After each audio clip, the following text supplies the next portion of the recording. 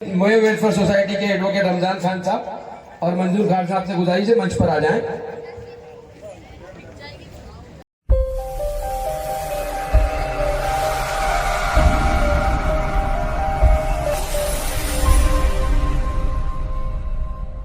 में यहाँ पहुंच नहीं पाए थे, अब यहाँ पे पधार चुके हैं। तो मेयो वेलफेयर सोसाइटी से एडवोकेट रमजान खान साहब और मंजूर खान साहब इनके बाद आ जाएंगे। मेयो एजुकेशन सोसाइटी से एडवोकेट रमजान खान साहब, मंजूर खान साहब कन्नौज। इन बच्चों के सम्मान के बाद मंच पर आ जाएं। और हमारे उज्जैन से हमारे इस फाउंडेशन के इस सोसाइटी के मेंबर भी हैं और उज्जैन में सारी प्रतियोगिता ऑर्गेनाइज कराते हैं। फहीम सिकंदर सर हमारे मेयो वेलफेयर सोसाइटी के एडवोकेट रमजान खान साहब और मंजूर खान साहब से गुजारिश है मंच पर आ जाएं।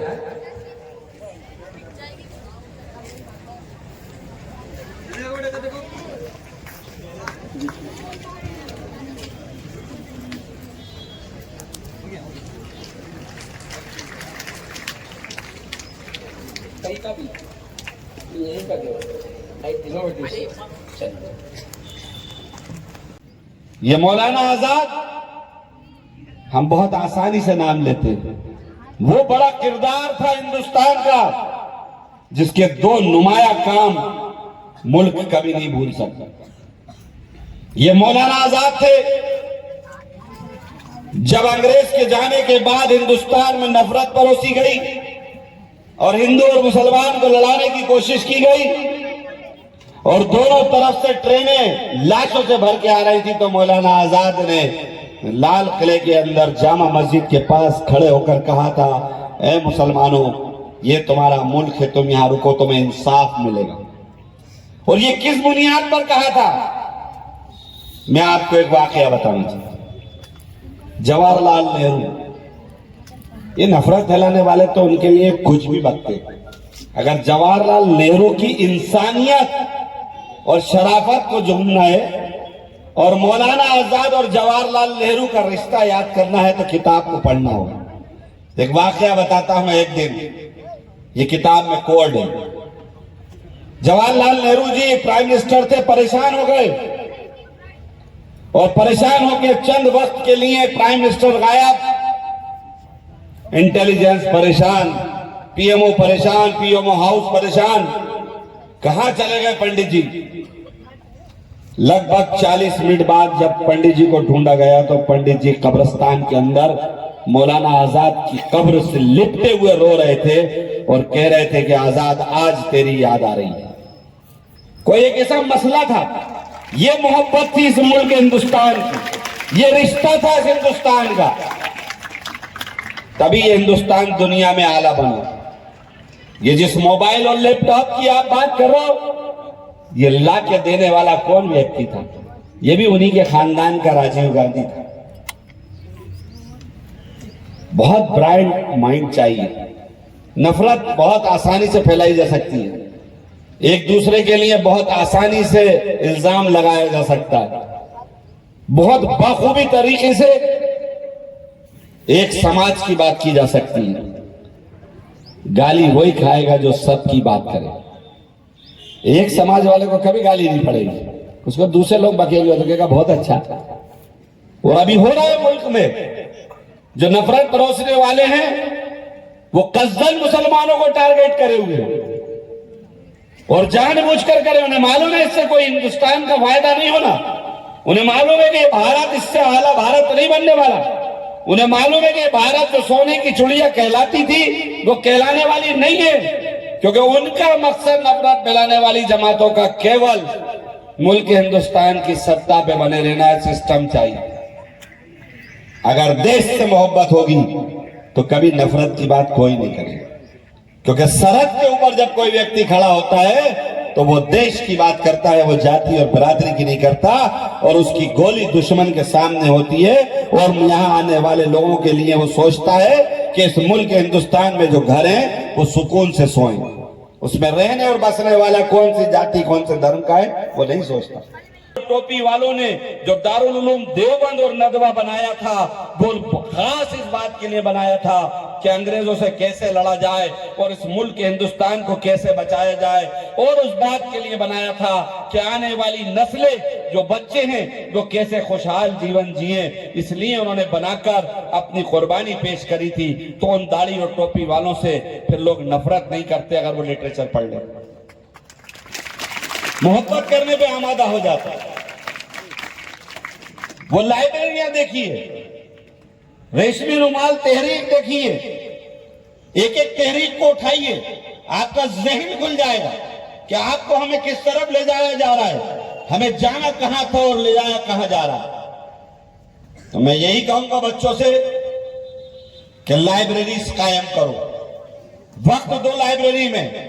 मैं भी स्टूडेंट लीडर रहा हूं, मैं पढ़ने में बहुत अच्छा नहीं रहा हूं, लेकिन फिर आपसे कहूंगा कि मुझे अपनी जिंदगी के एक लम्हा में ऐसा लगा कि मैंने अपने आप से गलती करी। मैंने अपना वक्त अगर लाइब्रेरियों में जाया करा होता और वहां बिताया होता तो आज जो जिंदगी में परेशानी आ रही है वो नहीं आती, क्योंकि आज हम दूसरों से मोहताज होते हैं लिटरेचर मांगने के लिए। अगर हमने खुद पढ़ा होता अपने स्कूल में तो आज नौबत ना आती। तो इसलिए बच्चों, कोशिश करो लाइब्रेरी में जाया करो, लगाओ 1 घंटा लाइब्रेरी में। और यहाँ के टीचर से कहूंगा कि बहुत फ्रेंडली एटमॉस्फेयर में बच्चों को 1 घंटा पढ़ाएं, वीक में 1 दिन पढ़ाएं हिस्ट्री, क्योंकि जब ये हिस्ट्री पढ़ाई जाएगी और मुल्क हिंदुस्तान की असल हिस्ट्री को इनके सामने रखा जाएगा तो ये नफरत का बाजार रुक जाएगा। ये नफरत के सौदागरों को रोकने का एक ही काम होगा कि हमें अपना अच्छा इतिहास लाना होगा और बताना होगा कि बेटा हर घर चाहता है कि आबाद रहे। कौन सा घर ऐसा है मुझे बताओ, कौन सा खानदान ऐसा है जो चाहता है कि उसका खानदान बर्बाद हो जाए? कौन सा घर ऐसा है जो चाहता है कि उसका बच्चा अनपढ़ रह जाए? कौन सा घर ऐसा है जो चाहता है कि हमारा बच्चा नहीं कमाए? सब चाहते हैं खुशहाली, सब चाहते हैं हमारे बच्चे आगे बढ़े। तो चाहने से नहीं होगा, उसके लिए लगना पड़ेगा। जिस तरह मुल्क हिंदुस्तान को आजाद कराने के लिए हमारे बुजुर्ग अंग्रेज से लड़े थे, इस नफरत भरे माहौल में हमें भी वही एक संविधान की किताब लेकर खड़े होना है। क्योंकि उस संविधान पे जब आप आगे बढ़ोगे तो बाबा साहब अम्बेडकर तो दिखेंगे, लेकिन उसके अंदर उसमें लाखों उलेमाओं का खून, जो शहीदी जिन्होंने अपनी जानें कुर्बान करी थी, वो गवाही देगा। और मौलाना आजाद की गवाही मिलेगी कि ए मुल्क के मुसलमानों, रुको, इस मुल्क में तुम्हें इंसाफ मिलेगा और ये संविधान तुम्हें हक देता है कि तुम्हारा सारे हुकूक मिलेंगे। तो संविधान को बचाने के लिए मौलाना आजाद की इस जयंती पर हमको अहद लेना चाहिए कि हम लोग अपनी लड़ाई लड़ेंगे और अपना वक्त देंगे। मैंने बहुत वक्त ले लिया, माजरत चाहता हूँ, लेकिन मेरी कोशिश रहती है कि मैं अपनी बात से कुछ बात ऐसी करने की कोशिश करूं कि अल्लाह करे कि आप लोग की जिंदगी के लिए कुछ आगे काम आ जाए। क्योंकि जो हालात हैं वो खराब है, लेकिन खराब हालात में ही लड़ना है। हमारी तारीख है, मौलाना आजाद जब आए थे मुल्क हिंदुस्तान में, ये मुल्क हिंदुस्तान उस वक्त बड़ी परेशानियों में और जंजीरों में गुलामी की जकड़ा हुआ था। और गुलामी की इस तरह की जंजीरें जकड़ी हुई थी कि आप हम तसव्वुर भी नहीं कर सकते थे। हमारे फ्रीडम फाइटर्स को, जो एक एक फ्रीडम फाइटर्स थे, उनको जंजीरों से बांधकर सड़कों पर लौटा दिया, ट्रैक्टरों से खींच दिया, नाखून निकाल दिए, चमड़ी नुचाल दी, लेकिन उन्होंने रंग झंडा नहीं छोड़ा। उन्होंने कहा कि नहीं, हम चाहते हैं तो आजादी चाहते हैं। तो इसलिए हमको याद करना होगा कि अगर हम आखिर में मौलाना आजाद को खिराज अकीदत पेश करना चाहते हैं, हम उन्हें याद कर रहे हैं, तो याद करने के साथ ये याद लेना होगा कि हम अपने जुमलों के लिए जाने, काम के लिए जाने जाए। हम इस काम के लिए जाने जाएं कि हमने भी अल्लाह ने जो जिंदगी दी है वो हम सही तरीके से सही रास्ते पे बसर करें।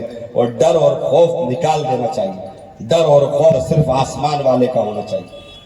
24 घंटे अगर डरना है तो सिर्फ आसमान वाले से, दुनिया की किसी ताकत से नहीं डरना चाहिए। और ईमान वाला तो वैसे भी नहीं डरेगा, क्योंकि वो तो उस पर लाजिम है कि उसका मालिक खालिक, उसकी जिंदगी, उसका रहना, उसका गुजरना सब उसके हाथ में है।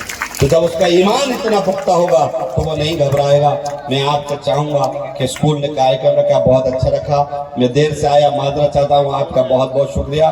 और दिल से दुआएं कि अल्लाह इस स्कूल को भी तरक्की दे और इन बच्चों का रोशन मुस्तकबिल करे। खुदा हाफ़िज़। माइंड को आप इस तरह कहते हैं तो ये देखो आप कहां जाएंगे। Success is a habit not an accident. By mistake कोई कामयाब नहीं हुआ। She has work for thousands of hours. Yes or no, Lakshmi? Thousands of hours. That is why she's sitting here. By fluke, she didn't get a medal. जब आप कहेंगे today is the best day of my life, आपको दिल में feeling आएगा। से बाहर से आने वाले जितने हमारे मौजूद साथी हैं उनके खाने का भी इंतजाम यहाँ पर किया गया है। तो मैं समझता हूँ वो भी आप खाना खा के जाएं, आप ही के लिए तैयार किया गया है खाना। इनोवेटिव स्कूल के जो बच्चे हैं वो भी यहीं पर बैठे रहेंगे। हमारे जो दूसरे स्कूल से जितने भी बच्चे यहाँ पर आए मैं उन सबका शुक्रिया अदा करना चाहूँगा।